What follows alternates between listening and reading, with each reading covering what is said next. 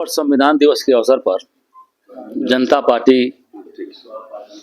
जनता party का जो विस्तारों प्रांत राष्ट्रीय पदाधिकारी का जो सम्मान समारोह में के अवसर पर पूरे तन मन धन से संगठन को मजबूत करते हुए दिल्ली के सभी सीटों पर चक्र हल्दर चुनाव चिन्ह से लड़ने की तैयारी में है और चक्र हल्दर चुनाव चिन्ह से लड़ करके जनता पार्टी एक नई दिशा और दशा देने वाली है और ऐतिहासिक काम करने वाली है।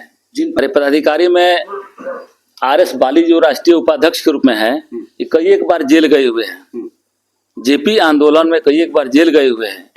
हमारे बगल में जो राष्ट्रीय संयोजक के रूप में रामाश्रय दीक्षित है, जयप्रकाश जी के काफी करीबी व्यक्ति और कई एक प्रांत की जिम्मेवारी, एक उस आंदोलन की जिम्मेवारी इनको जयप्रकाश जी के द्वारा दी गई थी। रामायण सिंह जीवनदानी जो अपना जीवन जेपी आंदोलन में समर्पित कर दिए, जिसके चलते जयप्रकाश नारायण जी ने उनका नाम जीवनदानी जी रखा।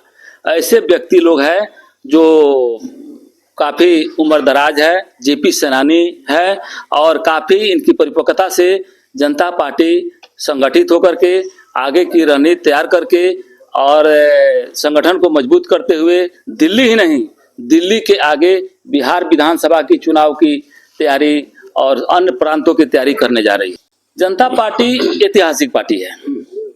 जनता पार्टी का इतिहास रहा है कि भाई भतीजावाद, बैकवर्ड फॉरवर्ड, हिंदू मुस्लिम से उठ करके इसका इतिहास रहा है और हमें भरोसा है ये पूरे टीम के साथ जनता पार्टी के जो सभी पदाधिकारी, नवनिर्वाचित पदाधिकारी लोग हैं, इनके सहयोग से पूरे इस प्रांत को ही नहीं पूरे देश की एक सकारात्मक दिशा मिलेगी और मिलने वाली। अधिकारी, शिक्षा पे, किसानों पे, मैं अभी पिछले भी लोकसभा चुनाव वहां लड़ा हूं जनता पार्टी से, अलीगढ़ से।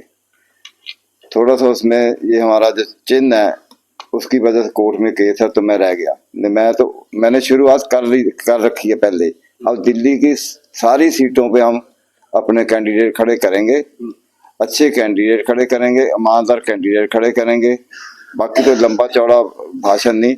शिक्षा पे, गरीबी पे, दिल्ली में पानी की समस्या बहुत है, सफाई की समस्या बहुत है, इन मुद्दों पे हम आगे जनता के बीच में जा रही है, जा रही नहीं पहले से है।